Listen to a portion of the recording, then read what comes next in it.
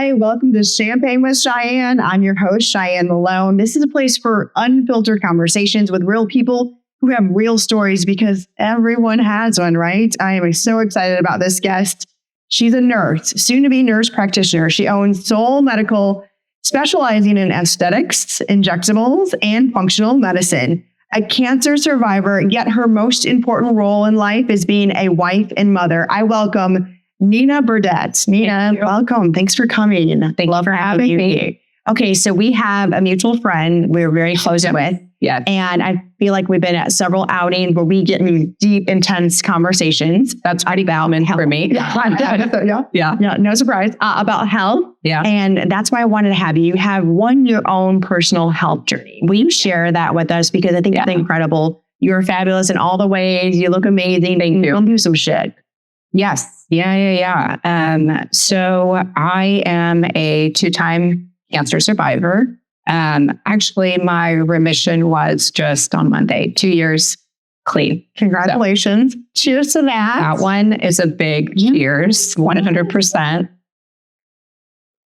So it's kind of an interesting story. I got sick really unexpectedly. And that's kind of like how getting sick is, right? So I had breast cancer when I was in 2018. And it was something that I kind of found, it was painful. I had a lump.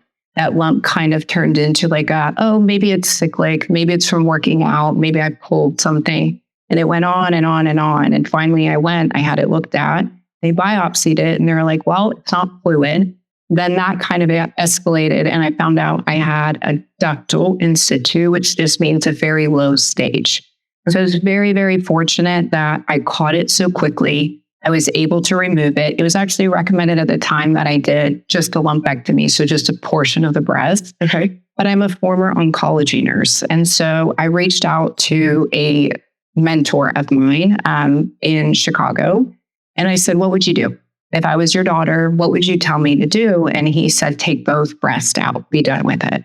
He said, you're done with baby. You don't need your breast tissue. Like, just go. So I did. So I elected to have both breasts removed and I did a modified mastectomy. So fast forward to 2022, when Ozempic hits the market. So this is kind of a strange situation. Ozempic did not give me cancer. Let me just start there. Okay. So I, like every woman who gets on it, and we all know everybody's on it, they just don't talk about it.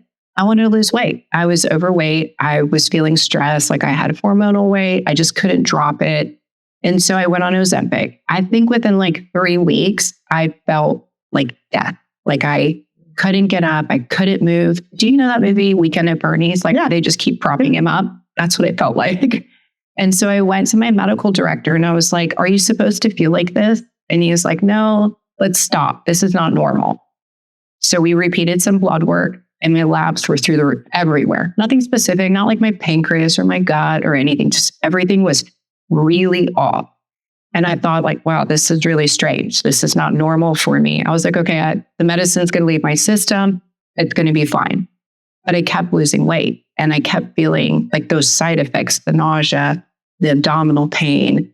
I lost like complete appetite. Even when you weren't on the medication? Yeah, weeks after the medication. So of course, I was like, okay, this is not normal. I had these weird labs. So I was like, let me get to primary care. We can all guess what primary care said. Are you depressed? Are you stressed? Like, this is very normal. And then the second part, admittedly, I was losing weight. So it didn't really like flag me because I was like, okay, like maybe I am losing weight. It's fine. Like, that's kind of what I wanted. That's the truth. Like, I kind of lived in it for 4 months because I look good. People were giving me affirmation. I look good, and that's what we do as women, right? We feed off of that. Mm-hmm. So I think probably 5 months into it, I was like, okay, something is really, really off. I went to a gastro doctor. They said the same thing, like, you're stressed out. Have you tried antidepressants? And I was like, no, I have a very happy, full life. Like, unless I'm like missing something here, I'm okay. And they recommended that I get IV therapy to replace food. Wow. Yes. Okay. Yeah. I was like, so you want me at 37 to take intravenous food into my system. Like, how is that normal? Yeah. It's not. Yeah. So I ended up reaching out again to peers, people I knew from having worked in the ER, having worked in these different units. And I said, what would you do? Like, something is wrong. I can tell intuitively something is not right with me. And I kept having what felt like a UTI. Every antibiotic I took never treated it. It wouldn't resolve it. I was just in constant bladder pain. I'd had pelvic exams that were normal. I had no cultures that were positive. So essentially they said, you need to draw a urine collection, a very specific test. Nobody would do it on me. I didn't fit the mold of the concern. Wow. And so I went through my office because I have a LabCorp access point. Mm-hmm. And I drew this test. It was $22,000 a gone. Yes. And I said to them, I was like, okay, you guys, I trust you, but this is $22,000. Like, do we really feel confident I've got to do this? Like, is there another option for this? And they're like, no, I promise you, you're going to be positive. And I sent it out and it came back positive. Wow. Yeah. And that's how you knew. That's how I knew. And so, sorry. Oh, you're fine. You're fine. You're fine. Yeah. Mm-hmm. Sorry. You're fine. Yeah, it's hard.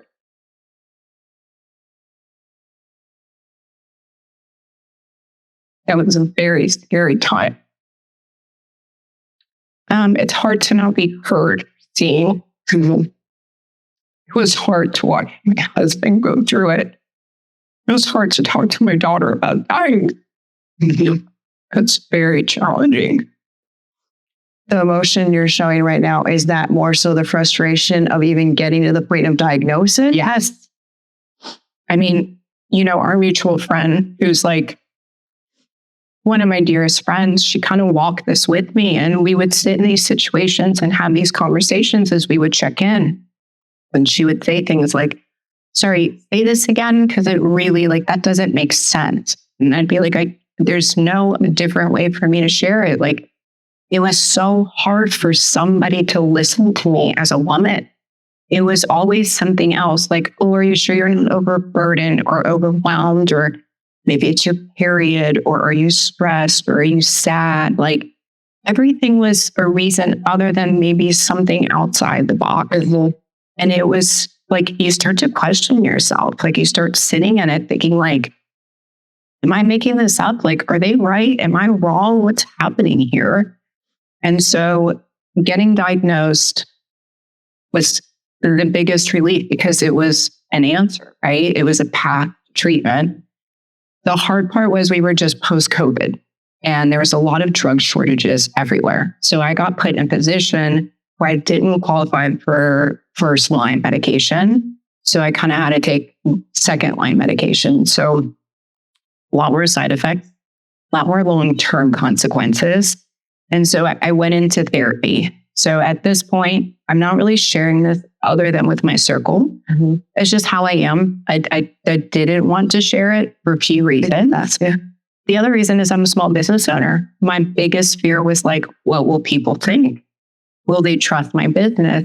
If I'm the head of it, the lead of it, would that make it unstable? What does that mean for my employees? It was like a domino effect. So I kind of went into this like double life, right? So on the weekends I had cancer, and on Monday I smiled and I showed up to work. And I used Ozempic as the reason I got so thin. So when people were like, what's going on? You look great, Nina. What are you doing? In the back of my head, I was like, oh, keep out. Thanks for asking me. But that was my choice. That was how I didn't want the pity. I did not want the pity. I get it. At all. Like, that was my worst nightmare. And so I did this double life, and like, I would tell people, yeah, it's Ozempic. I love it. I feel great. I'm losing all this weight. And then it just got to a point where it was very stressful for both my husband, my daughter, and myself. Like, it just kind of started to impede. Or if I didn't feel good and I took a day off, which I never do, people kind of started to question. I was like, okay, I have to share something. And so I shared that journey. And, cancer is kind of crazy. Crazy in that it's unexpected, and then crazy how people treat you. And I mean that in really good and kind of heartbreaking ways. Fear makes people do crazy things, right? And so it was kind of like I embrace you, I'm here for you, or like I'm terrified of what's coming, and people ran. And that was very eye-opening. Very. Like, I learned a lot about what you believe about professional relationships. They're basically that. They're professional, right? And then it really helped me mold into like, who are my people? And I'll tell you, your people are everything. Like, sure, your family, number one. One day, if you ever get sick, the man you married will matter so much. Like, he was there through everything. Like, he is the most amazing man ever. I'm so lucky. But all those things made a huge difference. And it was a huge perspective point for me. So I, like you, I love the things. I'm a collector of the things. Yeah. I love all the shiny dresses and shoes. None of that mattered. None of that mattered. It was such an eye-opener for me. And I will never forget, like, one day after chemo, laying in my bathroom, like throwing up in the toilet and like head on the floor. My dog was staring at me, and I was like, eyes shot down to my closet. And I was like, all of that doesn't matter. It doesn't matter. Like, I can't take it with me. Certainly, I'm not putting it on at the moment. And all this time I spent working to acquire the money to get that stuff, when I had all these like healthy years, could have been with my family. And that was a huge shift for me. Huge. A huge eye-opener that I was kind of ruled by things. Like, I really enjoyed them. I came from nothing. I was very poor. So it was very proud for me to achieve, right? But somewhere I got lost in the things. And so I kind of say like cancer was my blessing. It was my blessing to like shift my perspective and to kind of figure out like what matters and what doesn't matter. And it became so clear very quickly for me. So it's a beautiful thing that happened to me in the end, because I'm fortunate enough to have survived it. But I kind of like, I say it's a blessing in many, many ways. For reality check, wake up call. Big time. Yeah. And ownership. Like, there were many times I sat and I thought to myself, okay, where did I play a role in this? Like, cancer didn't just show up on my door. It comes over time, right? And I wore busy like a badge of honor. I mean, what are you doing? I had 55 training. I have to go to clinic. I'm doing that. It's like, I was so proud of that as a woman, because we're kind of told, you've got to climb, you've got to push, you have to do, right? And so for me, I kind of sat back when I was sick and I was like, I'm not taking care of my body. I'm not drinking. I'm not eating well. I'm not exercising. My stress is through the roof. I'm on a different time zone any given day. And I kind of started to piece that together to say like, okay, if you come out of this, like, that has to change 100%, because it doesn't matter. Like, it really doesn't. And so for me, I'm really grateful for that perspective in life. And I'm grateful I can show my daughter that like, you can do hard things, you can change, you can do better. And then I think the second most valuable thing is it taught me to be patient zero.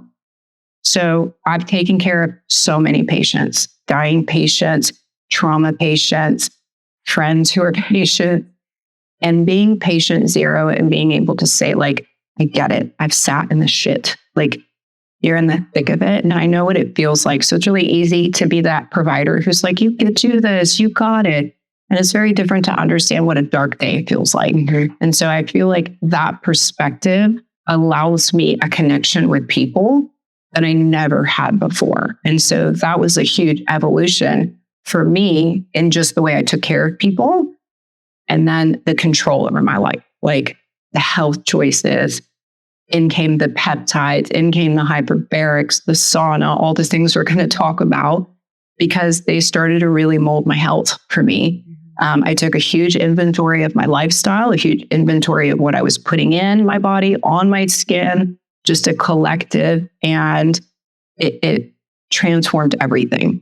And then it transformed relationships, right? Because some people are not on that journey with you, and that's okay. That doesn't make them bad people. It's just like in a season of life. Absolutely. Yeah. You kind of evolve on.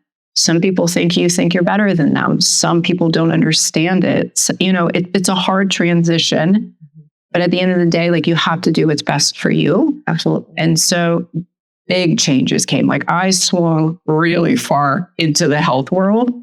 Now I'm like finding my way back to the middle because there's life balance, and you should enjoy a glass of champagne if you like it. You should go buy the Chanel shoes if you want them, right? It's all about, I think, longevity medicine is kind of swinging in a way where like you're doing these things to live instead of living, right? Thing. Correct. Absolutely. So that's the balance. I think that like, I'm glad I went so far.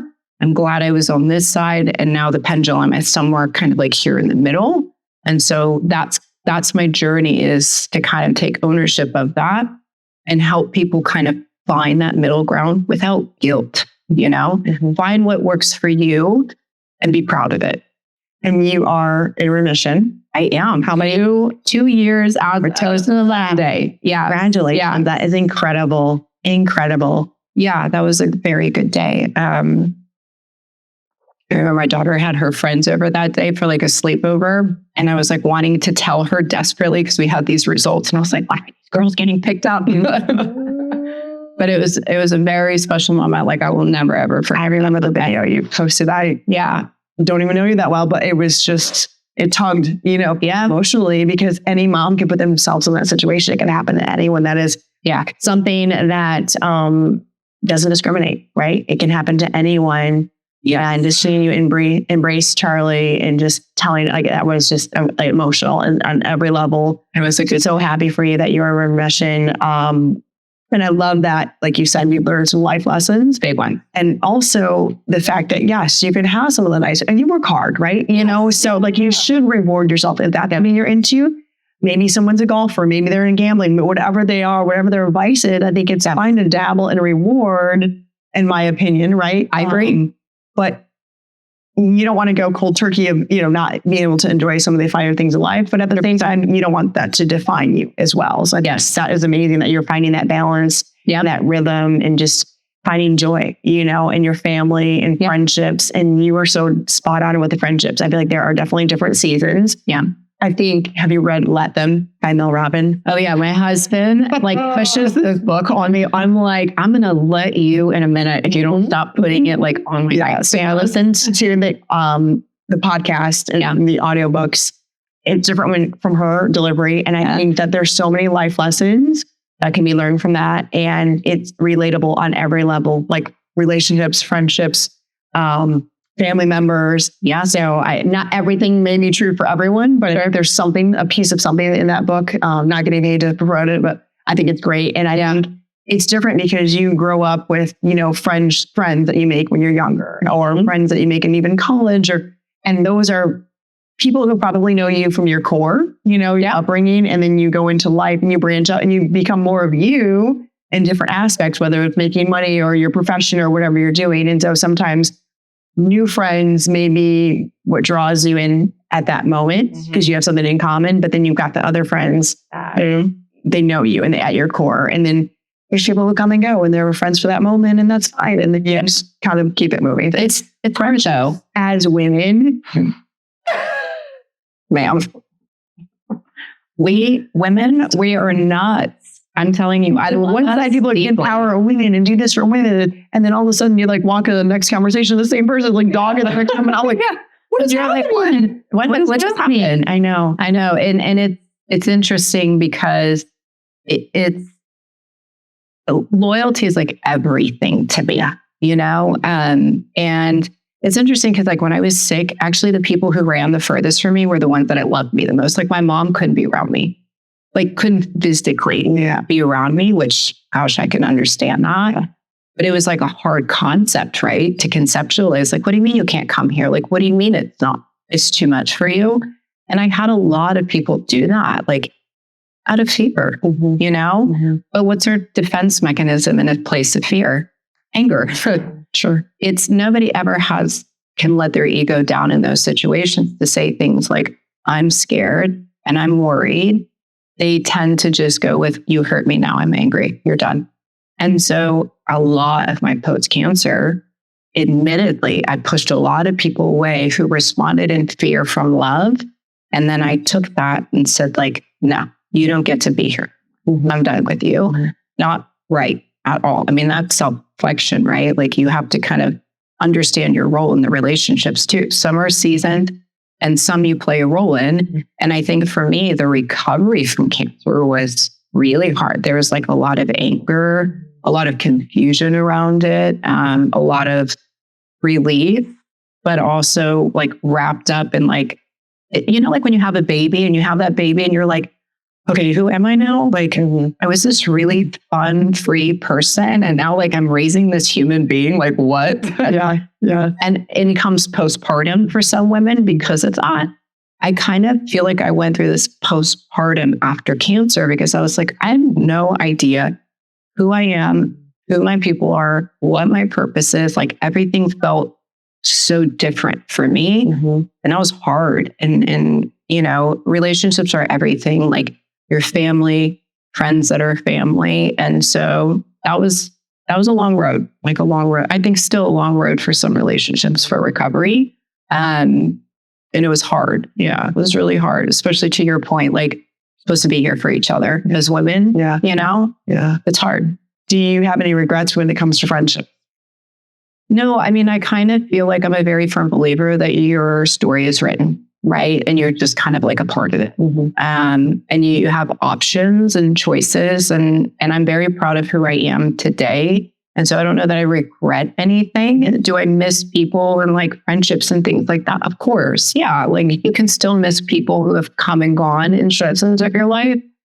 But I also, cancer taught me like you don't live in regret. Like that was in that phase of my life, it was like learn to make a decision and own it and be okay with it. It also allows you to make room for others. Yeah, absolutely. Because sometimes you don't think like, oh, I'm in my 40s or, you know, whatever age group you're in. I've got enough friends or like, how could I possibly meet someone? And then boom, someone lands in your lap. You're like, oh, okay. Like this is seamless. It's authentic. It's easy. Like, let's do this. Yeah. So I love that as well. Okay. So bring me to where you are now. Obviously you got your daughter. She is a high schooler. She is a freshman. Like, yeah. She just got her driver's permit. How's that being a mom of a driver's permit? I can't imagine. I don't know. I always joke, like, I'm like, I wish I could make an app for all of you in the community to like know where we are at all times for your safety. But it's fun. It's like a slow mourn when you get a high schooler. So I've had patients for decades and some of them have kind of gone ahead of me, right? Where their kids graduated and they left the home. And I remember sitting in these appointments with them when they would be crying and they'd be like, it's so hard and I miss them and they're not even gone. And now I'm here and like, I feel it. So it's a slow mourn because I'm like counting 3 years until I know she's off for it. And everyone says it goes by so fast and it does. It goes so quickly. And like, I think, you know, I look down the hall to her bed every night. Like I just happen to have myself perfectly positioned. And I just think like one day I'm going to look down this hall and she won't be here anymore. But what I've kind of tried to do is reframe it, like make it, she's going into the world. She's going to become who she's going to become, right? And now it's going to be my husband and me again, because with us, it's just my daughter. And so it's kind of like almost like going full circle back to when you met. And now it's the two of you. And thank God we like each other. Yes, because that would be a disaster. But I am excited about that phase. Like people talk about that phase as well, where it's just the two of you again. But now you're smarter, older, wiser, have more money. And so you can live your life a little bit differently than maybe when you met, like for us, 20 years ago. Yeah. So how long have you guys been married? 18. Okay. Yeah. Same. Yeah. So what keeps it going? What keeps you connected? Well, he's really good looking. So that helps. I'm an aesthetic nurse, so I'm not going to lie to you. I don't think I understood love until my husband came along, like safety and authentic love. Believe it or not, I'm a little crazy and I'm a big emotion and he rides those waves unapologetically with me. Okay. And I think that is such a skill, like truly, right? For a man to be strong enough to live in those peaks and valleys and to have this health walk with me, right? That wasn't pretty. Absolutely. And so I think that we just like to hang out. We like each other's company. We enjoy working out together. We like to go to dinner together. Like we generally have fun together. Don't get me wrong. Like I can't stand how he chews and I want to like murder him. But all in all, other than that, he's a great man. He's a great dad. I think, man, he has set the tone for my daughter. Like if she ever brings just a total loser home, I'm going to be like, come on, girl. Yeah. You know better. Yeah. Look at your dad. The bar is set. Very set. Yeah. So I'm excited for that, but I'm admittedly like trying to find a way to slow down a little bit so I get these last 3 years in with her, you know? So much success in your career, being able to, you're now in school to become a certified nurse practitioner. Yeah. Right? 5 classes, but who's counting? And, obviously being in the healthcare industry for so long. Talk to me about what it took to get here. You said you came from nothing. Yeah. What is that? What does nothing look like? Yeah. And what is it now? So I grew up, my parents are political immigrants that came from Poland. They escaped through the American Red Cross when Soviet Union had invaded Poland. Okay. And so my grandfather, who was a very well-known general in the Polish army, surrendered himself for their passage to the U.S. Yeah. Wow. Incredible. I know. So they came here. The church took them in. They gave them housing and food and jobs. And then I was born here. I'm a first U.S. born citizen in my family, which is incredible. And really, I was raised on nothing. Like we really had nothing, right? Like sometimes there weren't meals. Sometimes there weren't lights. Sometimes we were going from house to house. Like that was the story of an immigrant who came from nothing.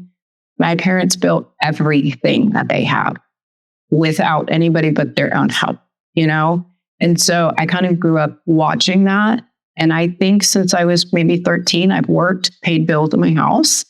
That is just Polish culture. That's not abnormal to me. Like a lot of people are like, what? And I'm like, what do you mean? You didn't pay bills when you were in high school? But everybody contributed, right? And that's just how it was. And so I think that is something that my parents ingrained in me, that you earn what you work for. And that's just kind of how I carried it. They were not excited about me going to college. Wow. Why? Because they're the American dream. What do you need college for? Yeah. I gotcha. But I went anyway, probably despite them, and finished my degree. I actually came to Atlanta to go to med school at Emory. I dropped out after a semester. I hated it. Why'd you hate it? Too demanding? I was pregnant with Charlie. Okay. And that's a good reason. I just had her. I went back. I was a disaster. And ultimately it was the right choice. Like for me, I have such a respect for physicians and what they sacrifice and what they give. I don't think people understand how much they give of their lives to take care of people. And I'm glad that wasn't my journey. And so nursing kind of came my journey, and I went into plastic surgery and I worked in the ER. I did some time at Grady here in the trauma centers, and I loved nursing. And so that kind of just evolved into this career. And in 2016, I stepped away and I said, I'm done with bedside. I got a little burnt out. And I was like, I'm going to do aesthetics solely. And so I started to build my business, and it started in like one room. It was behind a Waffle House. So I used to joke that like the waffles smell like a realtor who cooks cookies and like entices people. And then it grew into 2 rooms, and then I took over half a building and then the whole building. And it just kind of like slowly over the years built. And then it became this career I have now of aesthetics. And then I joined Allergan, the makers of Botox and Juvederm, in 2020 as one of their trainers.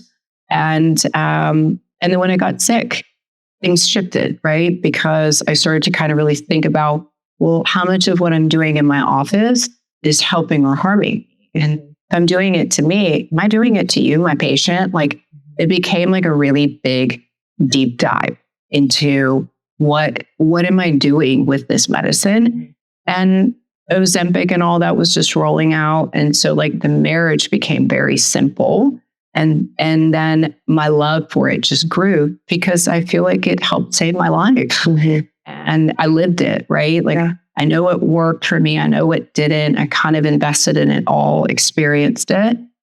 And now it's come together as one unit. And that's kind of where I'm at now. And that's why I'm finishing the degree, because I want the same level of authority of practice as our other providers do in my practice, the ones taking care of the hormone patients, the peptide patients. I don't want to assist. I want to do, right? So I want to sit at the table. And now you do more than ever. When you say it helped save your life, Ozempic?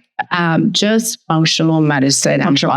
Yeah. And functional medicine, like if I can define that, because I think there's a lot of confusion. Like, what is wellness? What is functional medicine? So really, when you kind of look at this space, this wellness longevity space, there's really only like 2 certifications that we have in the United States.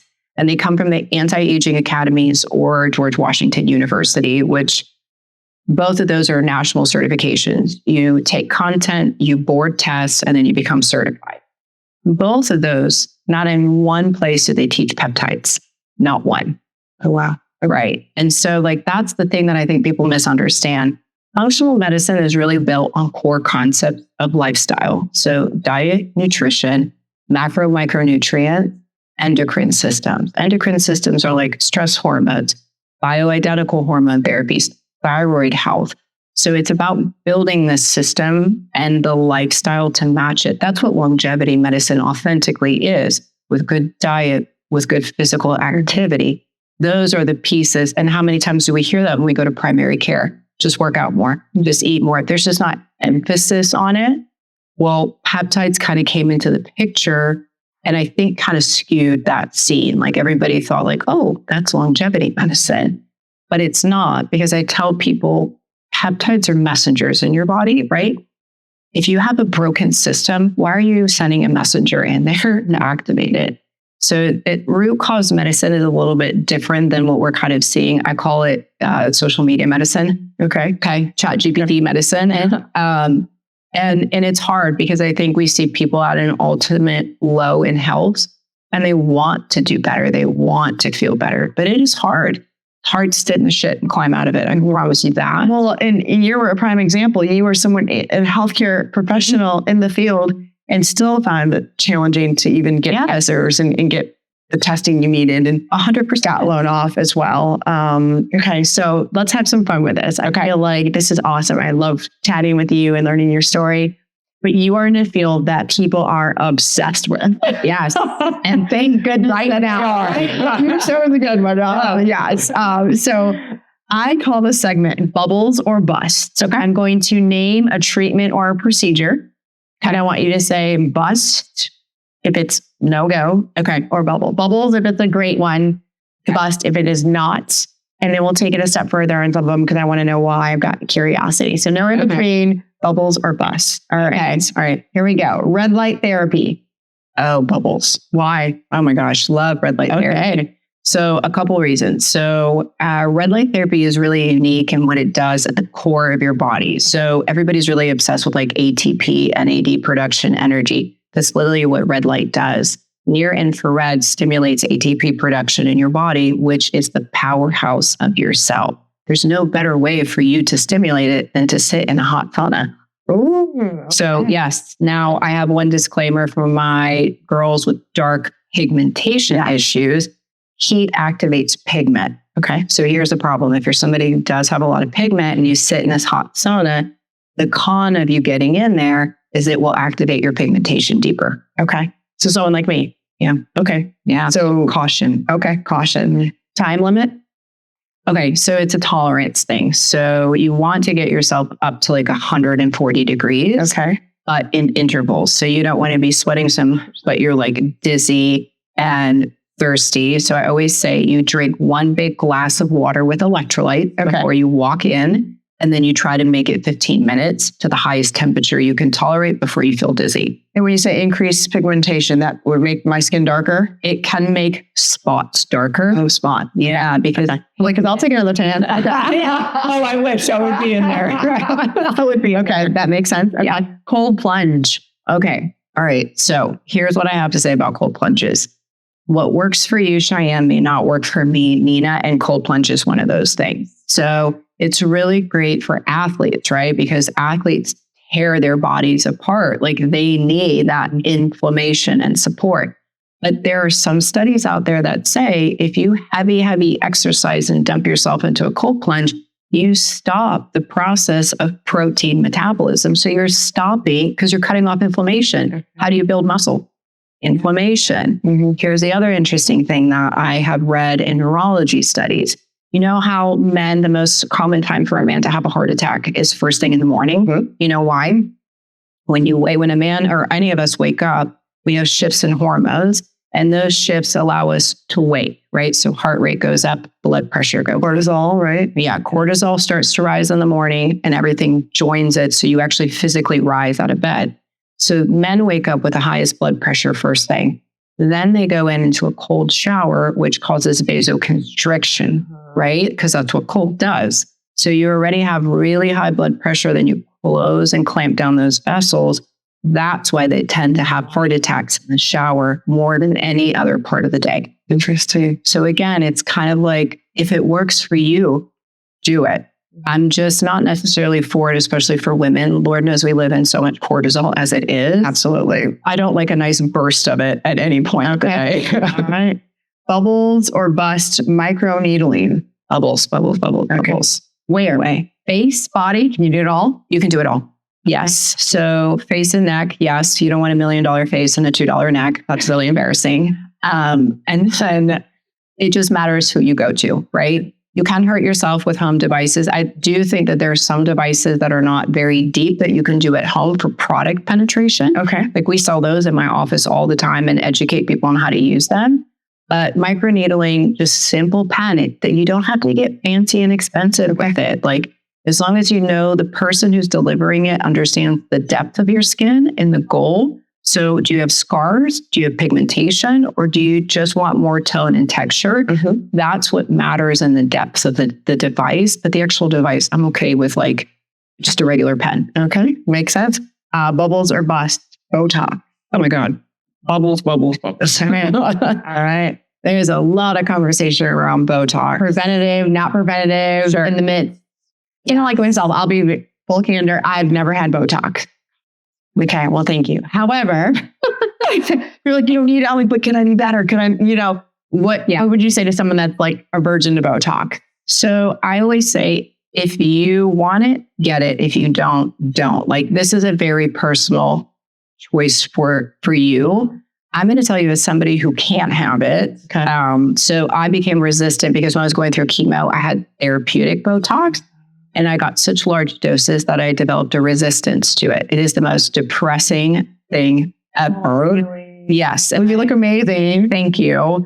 But there's a lot of information out there. Like they say there's a study out that if you treat the 11 lines, it's actually connected to the emotional center of the brain and it lifts depression. Oh. So tell me, like, there are days during the month that we as women don't feel good, right? I call them our ugly days. And then we have these days when we look fine. So, right?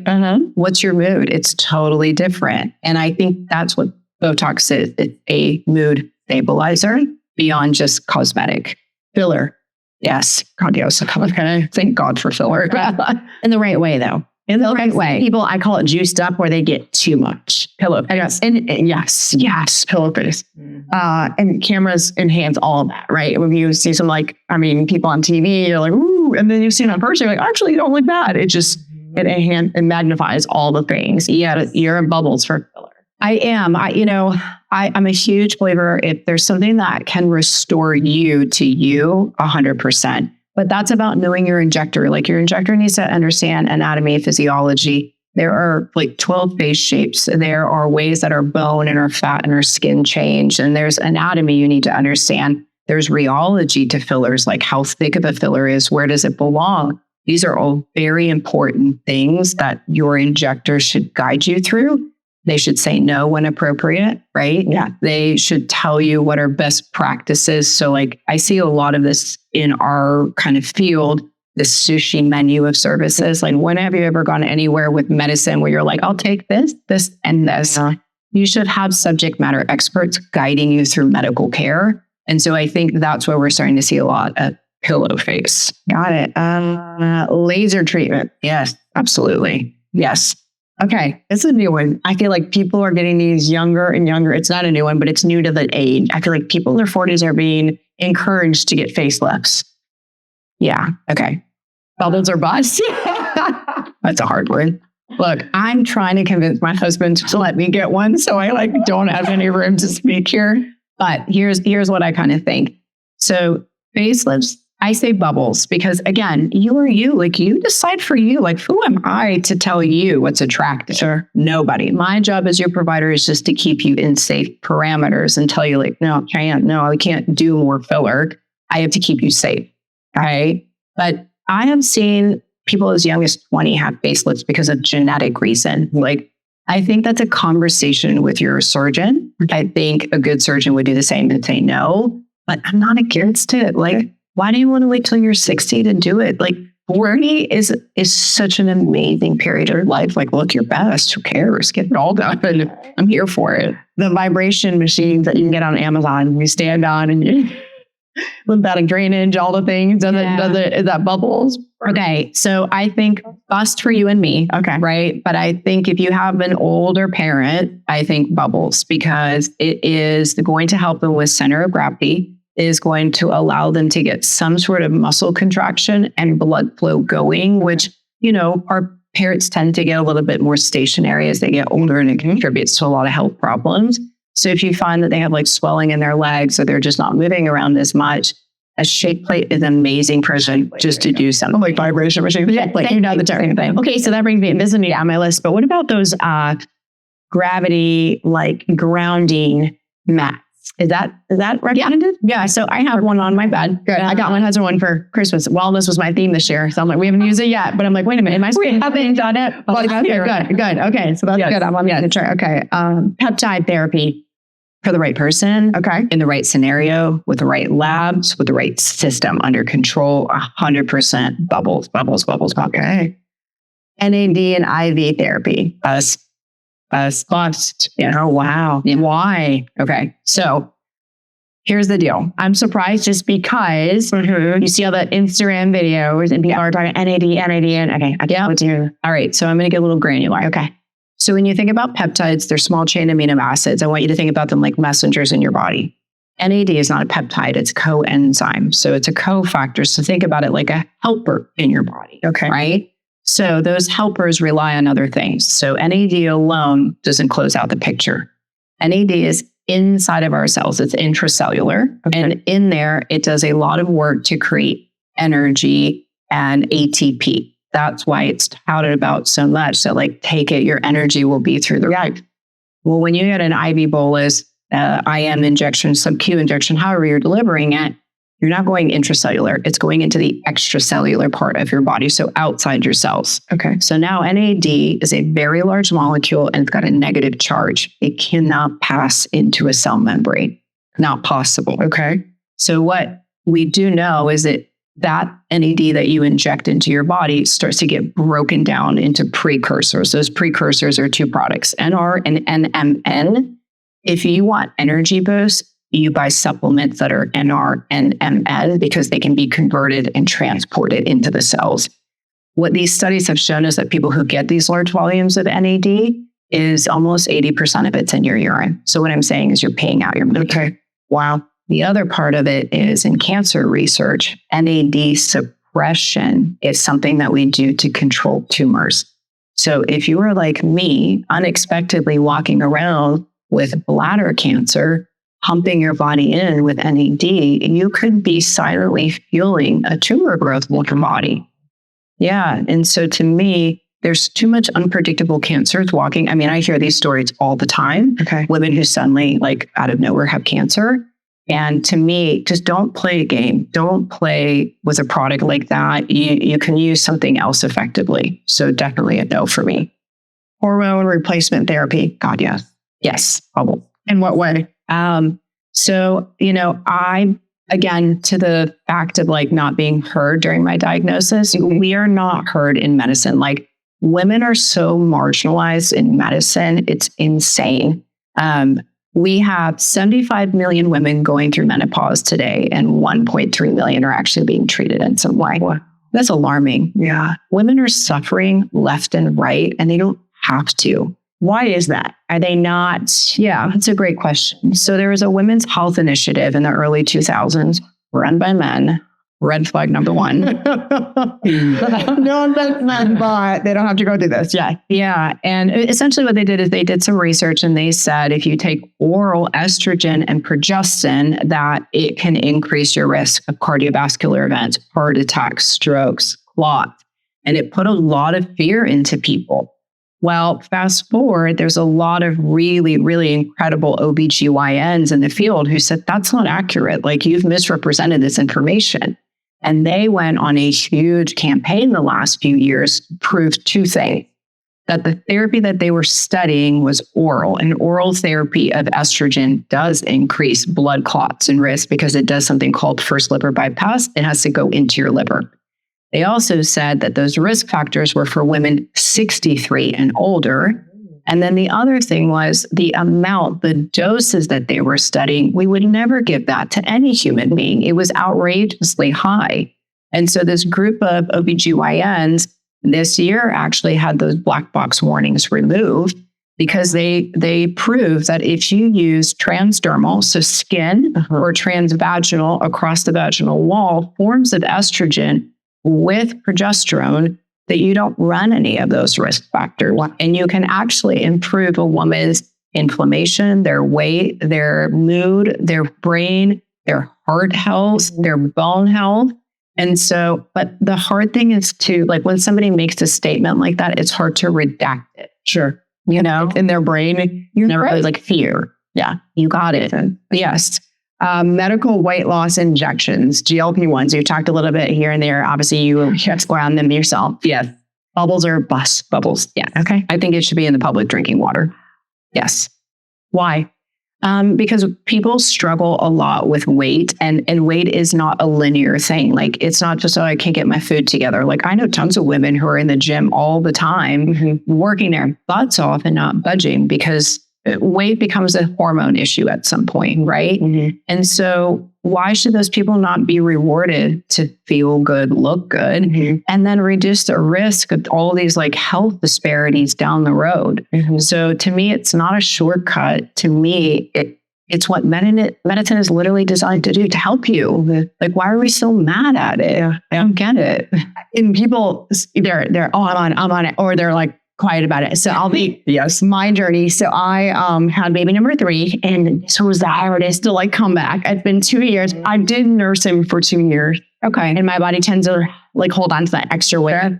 And the whole time, I'm like, oh my God, I can't wait to get off this so I can get on the GLP-1. I can't. And I really wanted to do it. And then Serena Williams came out. I'm like, yes, because she's an athlete like myself, and like all the things, whatever. Then I was done nursing, and then my weight started to slide, and I got on a few like supplements, and like I felt better. And I was like, all right, well, maybe I can do this on my own. Maybe I don't need the help, quote unquote. I'm 6 pounds away from where I want to be. I want, but I wait 2 pounds away from where I want to be. So I understand. But I would totally do it because I have no like judgment. Do you? Yes. But I also, for me, one, can I do it on my own, the good old fashioned way? 2, would I have to be on that for the rest of my life to look a certain way? That's a great question. Yeah. But to that point, like, GLP-1s are being researched for so much more than just weight loss. I mean, they're looking at them for abuse, for alcohol abuse. They're looking at them for Alzheimer's, for cardiovascular, for thyroid health. Like, we have a lot of patients in our practice that our PA keeps on those at what's called subtherapeutic dosing. So below the standard of dosing, for just inflammation. Okay. You know? Yeah. To me, it's kind of like if your body needs the help, it needs the help. Now, not everybody wants to be on it long term. And so you get them to a goal place where their protein and their body composition is where it needs to be. And they ride off into the sunset. Yeah. I just love anything. I'll love my body. And then all of a sudden I'm like, what happens when you get off of it? Good programming should always include somebody like telling you like, okay, where's our end goal and where do we stop in transition? 100%. Okay. Agree. And all the microdosing, I feel like, is that big thing.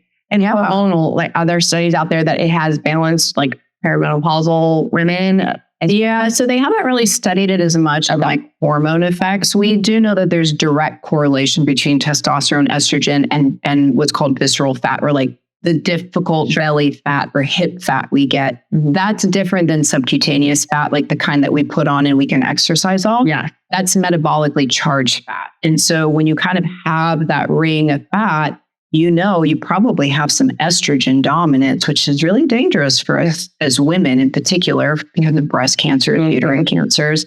So again, like, why are we so mad that we're being preventative in these women going through cancer? Like, someone make it make sense. Like, can I give you a dose? Will that help you? Like, are you so angry at them? Let them be. Let everyone feel like their best self. I feel like whatever that means. Whatever that means, and however it means. That's what's the beautiful thing about medicine. It's designed to help people, not shame people. You know, do you.